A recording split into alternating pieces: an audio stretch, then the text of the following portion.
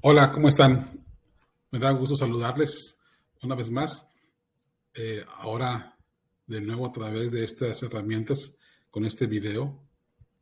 Estamos en la primera iglesia de Nazareno en Monterrey, estudiando este nuevo tema que es el fruto del Espíritu. Así, el fruto del Espíritu, en singular, porque es uno. Y nos basamos para esta sesión en el pasaje de Gálatas, obviamente Gálatas capítulo 5, en los versículos del 22 al 26, pero también podemos leer un buen complemento en Efesios, también en el capítulo 5, pero los versículos del 8 al 11, donde Pablo nos habla, en este caso a los Efesios, acerca de la vida del cristiano como un hijo de luz, el de andar en la luz, y cómo ese andar en la luz redunda en bondad, redunda en autenticidad en la vida del cristiano. Es muy interesante, así que les recomiendo que lo lean. Estos dos pasajes seguramente nos ayudarán mucho en el tema de esta semana, que es la segunda sesión. Me gustaría que pensáramos un poquito, al entrar en este tema, en qué es la epístola que estamos estudiando. O sea, qué tenemos en nuestra mano cuando nos acercamos a Gálatas. Y obviamente tenemos que entender primero quiénes eran los Gálatas.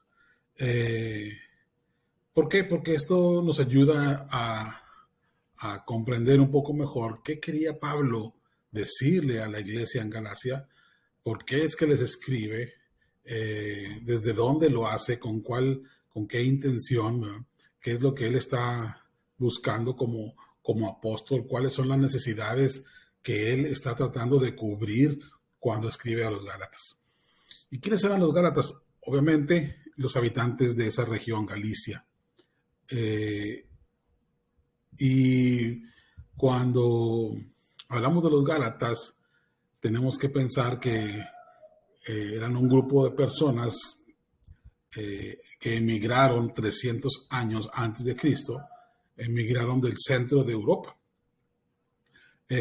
Por eso tienen una relación con esas tribus celtas. Para los romanos, los que habitaban el centro de Europa eran los galios, eran la región de Galia, y entonces para los romanos eran muy común identificarlos con ese nombre. De ahí se deriva también galios o galos, y cuando ustedes escuchan ese término, sin duda muchos de ustedes relacionan con Francia, porque hoy en día a los franceses también se les llama así, los galos. Y entonces, eh, de ahí se deriva, inclusive cuando estuve leyendo, se deriva también el mote o el símbolo que ahora tiene Francia en todos sus equipos representativos, en todas sus disciplinas deportivas, que es un gallo. Entonces, gallo, galo, galos, Galia, tienen toda esa raíz. ¿Y quiénes eran los Gálatas? Bueno, unas personas, un grupo que emigraron, no todos obviamente, pero una parte que emigró, pasó por el norte de Italia y bajó hasta Grecia, y se pusieron en esa región cerca de Macedonia. Bueno, esos eran los Gálatas, los que iniciaron o quienes llevan ese nombre. Pero en tiempos de Pablo los visita, porque era una región que él conocía en los viajes misioneros que ustedes pueden encontrar en el libro de Hechos, como Pablo conoce varios de los lugares, y eran personas que él conocía. ¿Cómo estaba compuesta la iglesia en aquel entonces, la iglesia de los Gálatas? Pues estamos hablando obviamente de la mayoría gentil, descendientes de estos galos, obviamente griegos, obviamente todos tenían la cultura helénica, y un grupo de judíos que eran los menos.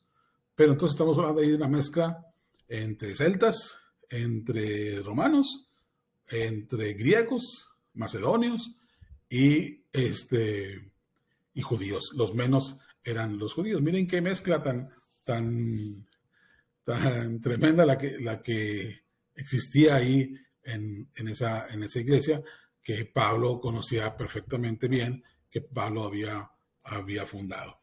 Ahora, ¿qué tenemos que pensar cuando nos referimos a la carta de Gálatas? A mí siempre me ha gustado, desde hace muchos años, identificar la epístola de los Gálatas como una epístola que es realmente un llamado a la libertad. La libertad. La firmeza en esa libertad en la que Cristo nos hizo libres. Uno de los valores de esta epístola es precisamente en que nos revela el corazón del apóstol Pablo. Aquí no hallamos al gran doctor, al catedrático Pablo, que en otras cartas se muestra generoso en dar explicaciones, instrucciones, grandes disertaciones. Aquí vemos más bien a ese líder espiritual que echa mano de todos los argumentos posibles para apretar los tornillos, apretar los resortes, los ajustes necesarios, fuertes que hay que hacer para cuidar a la iglesia. En este caso, la iglesia de los Gálatas. ¿Por qué? Porque Pablo veía que caminaban hacia un precipicio. Estaban en grande riesgo, cada vez más cerca del borde. Y eso podía traer consecuencias fatales para la fe y la vida espiritual de los Gálatas. Entonces, esta carta dista mucho de lo que es Romanos, por ejemplo, de lo que es Primera de Corintios. Esta no se parece tanto a Primera de Corintios, que trata más bien de problemas. Aquí es más bien el corazón de Pablo desbordado, tratando de cuidar a sus ovejas, a quienes ama, pero también lo tiene que hacer, digamos, con un lenguaje un poco fuerte, un poco violento, y que lo vemos desde el capítulo 1. En los primeros versículos encontramos, por ahí del 5, del 6, del capítulo 1, que Pablo dice, estoy maravillado. Pablo, después dice, de haber trabajado y conocerlos también, dice, la verdad, estoy maravillado, estoy sorprendido. Pero miren de lo que dice, de qué tan pronto se han alejado, qué tan pronto se han vuelto del evangelio que les dejamos, el evangelio que les predicamos, y han seguido un evangelio diferente. La verdad, dice Pablo, no hay otro evangelio, pero ustedes se han desviado y están siguiendo doctrinas de hombres, siguiendo filosofías de hombres, y me sorprende con qué facilidad, con qué rapidez ustedes han dejado el evangelio que les predicamos. Cuando, dice Pablo, aún si un ángel del cielo les explicara, les anunciara un evangelio diferente, dice, obviamente no lo va a hacer, pero si aún un ángel del cielo viniera, dice Pablo, y en ese extremo les hablara de un evangelio diferente, dice, igual es falso, igual hay que rechazarlo. Pero ustedes, con una facilidad que asusta, han dejado el evangelio para seguir esta enseñanza de los hombres. Es muy interesante lo que habla Pablo. Pablo más adelante se sigue preguntando, les pregunta, ¿son tan necios? La verdad, dice, ¿quién nos fascinó? ¿Quién nos engañó? ¿Quién les enseñó espejitos para que ustedes dejen tan fácilmente el evangelio? ¿No? Conforme Pablo va avanzando en la carta, cada vez va usando estos términos donde intenta tocar el corazón. Dice, a veces pienso, dice Pablo, que he trabajado en vano, tanto tiempo invertido para que ustedes se hayan vuelto y hayan seguido una enseñanza tan diferente. Quisiera que pensaran un poco en esas preguntas y, si es posible, usted mismo las fuera contestando. Igual en las reuniones, en las clases que estamos teniendo. Pablo está consciente que lo que inició en una forma ardiente, el evangelio que predicó, que dejó, que sembró en esta iglesia, ahora se estaba enfriando. Y sobre eso es que Pablo se aboca, sobre eso es lo que él se enfoca. Hay una pregunta que quisiera que tuviéramos. ¿A qué se refiere Pablo cuando habla de los judaizantes? Fíjense un poco sobre ese término, judaizante. Es importante que lo entendamos. Y rápidamente le puedo yo ayudar. Los judaizantes, esos grupos que eran dos tipos de grupos judaizantes, pero que en pocas palabras tenían ciertas características. Uno, ellos eran o compartían un pensamiento gnóstico. Algunos de ellos negaban incluso la encarnación de Jesucristo. O sea, negaban que Jesucristo se había manifestado en carne, lo cual es una herejía tremenda y una afrenta muy, muy grande. Estos judaizantes eran grupos que intentaban imponer la regla a los demás para que si querían realmente ser cristianos necesitaban volverse a una vida como los judíos y cumplir con todo el legalismo, con todos los requisitos de los judíos. O sea, estaban poniendo cargas, estaban poniendo requisitos para que los cristianos pudieran ser cristianos y considerarse realmente cristianos. Necesitaban ser judíos puros. Y eso involucraba ritos como la misma circuncisión. ¿Qué relación guarda este tema con el sendero en la gracia? Tal vez usted se preguntó desde la semana pasada, si lo está viendo apenas hoy, en esa semana. ¿Qué relación guarda este tema con el sendero en la gracia? Tiene mucha relación, porque justamente eso es lo que Pablo nos está enseñando. Estamos hablando de la gracia y Pablo llega a un momento donde los confronta y dice, a ver, ¿de dónde es que ustedes han sacado conclusiones de que es necesario cumplir ciertos ritos? Si realmente fuimos llamados a la libertad, ya no estamos más bajo esa ley. No, ahora estamos en una libertad en la que Cristo nos hizo libres. Y ahí es donde entra el concepto de la gracia, porque es una dádiva, es un don que no merecemos. Y eso es justamente gracia. Pero hay gente que, dice Pablo, se quiere amarrar otra vez a la ley. Y Pablo dice, yo no desecho la gracia. ¿Por qué dice Pablo que él no desecha la gracia? Ahí en Gálatas capítulo 2, versículo 21, justamente por eso. Porque él se sabe que lo que recibe, lo que es, ha sido dado por la fe, porque él ha pedido del Espíritu, porque él ha seguido a Jesucristo por fe y no tiene nada en que gloriarse. Y entonces Pablo dice, realmente yo recibo la gracia y entiendo que trabaja en mí, no la desecho. Y hay gente que parece que en aquel momento, al querer imponer requisitos, pues estaban de nuevo obligando a la gente a tratar de hacer algo por su salvación.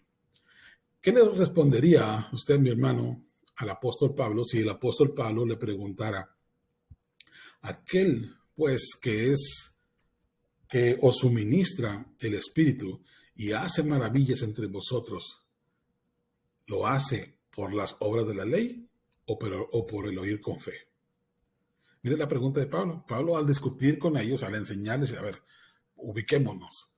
Todo lo que sucede en nosotros, todo lo que hemos recibido, todo lo que la transformación que hemos tenido al recibir el Evangelio, ¿por qué ha sucedido? ¿Por la ley o por la fe? Y es una confrontación directa. Si entendamos, todo lo que pasa en la vida del cristiano es por gracia, por medio de la fe, y es no por obras. Es interesante cómo Pablo está en toda la epístola confrontando esas herejías que intentan cargar al ser humano con requisitos que nada tienen que ver con el Evangelio. Vayamos pues ahora a ese pasaje, Gálatas capítulo 5, versículo 22. Mas el fruto del Espíritu es amor, gozo. Y continúa, ustedes lo saben. Pero nos paramos aquí porque estamos en la segunda semana. Ya hablamos la semana anterior del amor y ahora del gozo. La realidad es que el fruto es uno, Entonces todo va de la mano, todo va hilado, todo va acompañado. Pero si hay unos que están eh, eh, bien relacionados, son estos dos primeros, el amor y el gozo. Este, ¿qué es, qué es el gozo? Bueno, al ponerlo Pablo aquí, describiéndonos el fruto del Espíritu, entonces podemos entender que el gozo es una señal distintiva, una característica distintiva del cristiano, del verdadero cristiano que conoce al Espíritu Santo. Cuando hablamos de gozo, hablamos de una felicidad, una complacencia, pero duradera. No estamos hablando de aquí de emociones temporales. Cuando miramos a Jesús, y esto es lo que hace esta declaración de Pablo. Pablo nos está diciendo que el gozo es una cuestión interna que es más profunda que cualquier sonrisa o alegría temporal. Un gozo. Y nos recordamos ese pasaje de Hebreos, ¿no? Nos hace mirar hacia Jesús. Dice el autor de Hebreos que Jesús, por el gozo puesto delante de él, sufrió la cruz. Y me gusta esto porque cuando hablamos de amor y hablamos de gozo, también hablamos de sufrimiento. Es decir, Jesús, consciente del gozo de obedecer, consciente de la pasión por producto del amor, sabe que aún puede pasar por encima del sufrimiento. Y Jesús abrazó esa cruz también. Una felicidad intensa, superior, insisto, a cualquier emoción. Y entonces, cuando vemos esto, decimos el gozo como parte de la característica distintiva del cristiano. Y ahí nos pone una vara alta. La semana pasada que hablábamos del amor, el amor no hay, no hay discusión alguna. El amor, todos nos podemos poner de acuerdo en que justamente el amor como característica del cristiano es fundamental. Ahí no hay discusión. Pero cuando hablamos hacia el gozo, y entonces ahí como parece que nos cuesta un poquito más comprender ese gozo en un mundo donde hay aflicción, en un mundo donde hay adversidad, en un mundo donde el cristiano enfrenta gran resistencia. Pablo siempre nos aclara, nuestra lucha no es contra una persona, nuestra lucha no es contra carne o sangre, ¿verdad? Nuestra lucha es contra potestades, contra espíritus. Es algo mayor. O sea, en esa condición, el gozo sigue siendo una característica distintiva del cristiano, que puede vivir una vida de gozo por encima de las circunstancias. Cuando hablamos de gozo tenemos que buscar, por ejemplo, referencias en Filipenses, ¿verdad? Filipenses con sus múltiples llamados que Pablo les hace a estar siempre gozosos, buscar siempre ese gozo constante. Y Pablo es un ejemplo de cómo a pesar de las grandes adversidades, de los muchos padecimientos, él mantenía su gozo. Y me gusta una característica, una acepción del gozo que a veces se nos olvida o que a veces no conocemos mucho. Gozo es la flama avivada que vemos en una fogata. Normalmente cuando hablamos de gozo pensamos en sonrisa, pensamos en fiesta, pensamos en alegría. Pero no es solo eso. Cuando usted, hermano, mira una fogata que está ardiendo, que está viva, que está moviéndose, y cómo a veces se estira, y cómo cambia de colores, y cómo está ahí, moviéndose, esas flamas se le llama gozo también. Y entonces me gusta esta figura porque es más fácil de entender para mí como persona que cuando se nos habla del gozo, estamos hablando de ese ánimo, de ese fuego interno que desde muy dentro transforma nuestro ser. Y cuando estudiaba este pasaje recordaba esa narración de Jesús con los que iban caminando hacia Emaús, ¿verdad? Y cuando Jesús los deja, estos dos hablan y dicen, ¿recuerdas cómo ardía nuestro interior? Un gozo. Cuando iban caminando con Jesús, un gozo interno.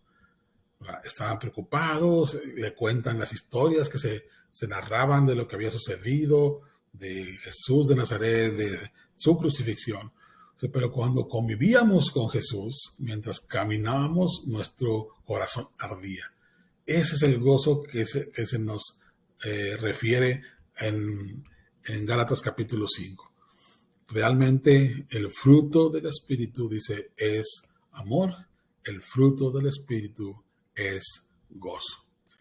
Yo quiero preguntar, ¿qué pasa si no hay gozo en tu vida? ¿Qué vas a hacer si te es difícil mantener el gozo?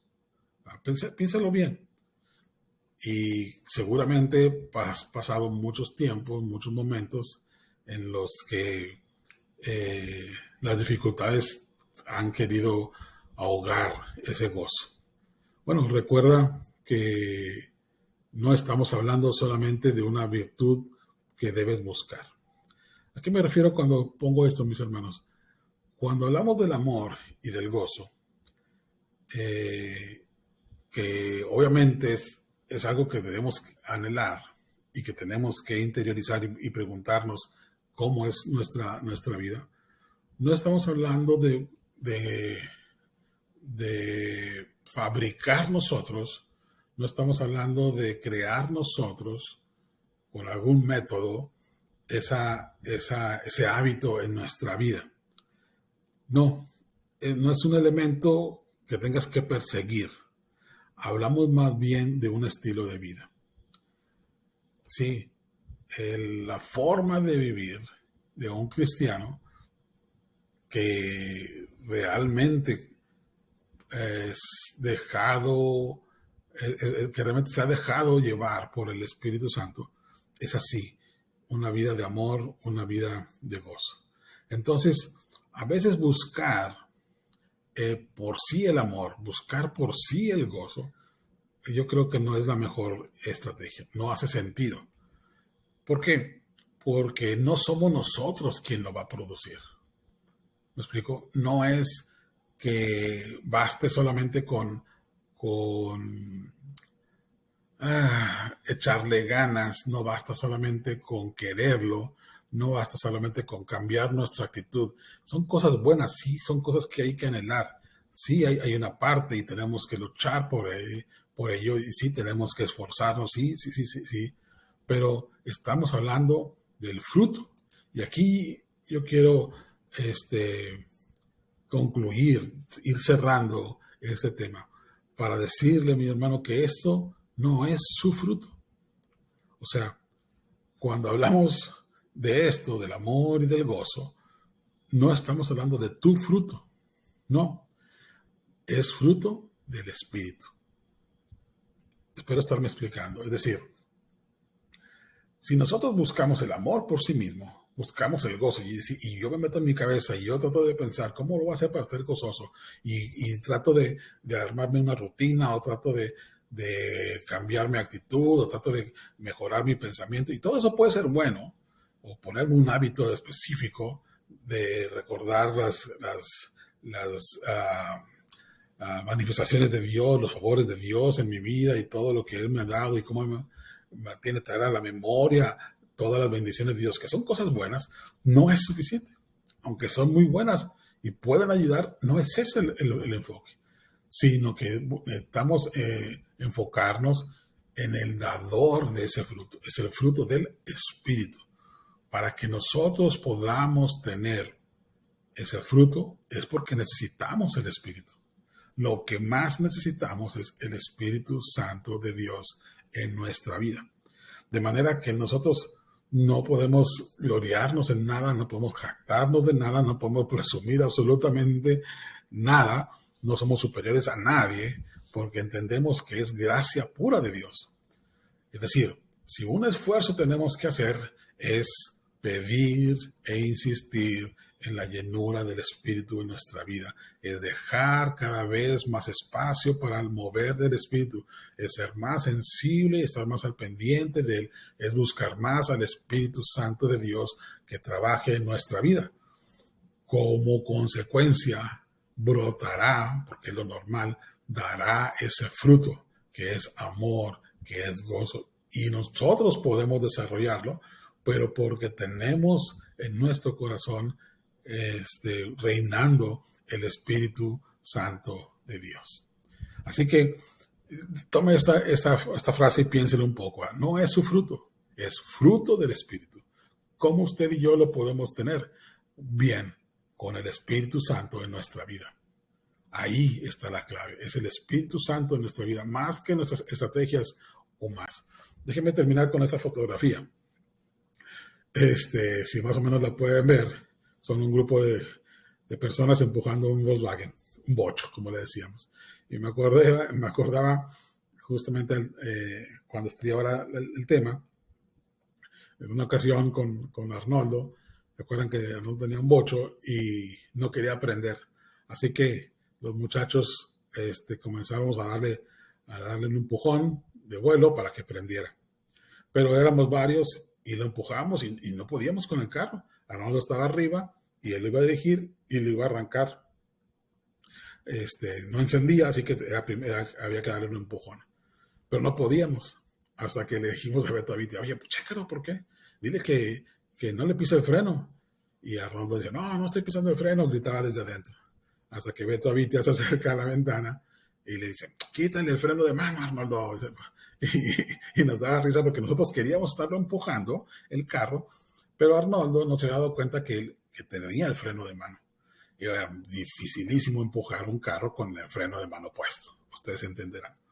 Bueno, eso a veces es lo que pasa.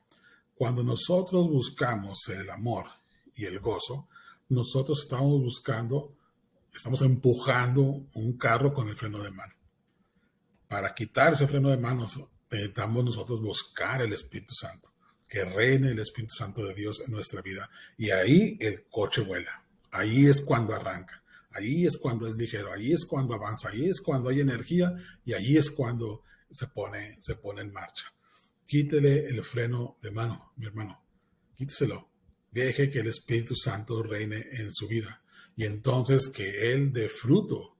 Que el Espíritu Santo, al moverse en su vida, redunde en la explosión, en la generación del fruto del mismo Espíritu. Espero que este tema les haya servido y que tengamos un buen fin de semana de estudio juntos en la iglesia. Dios les bendiga, mis hermanos.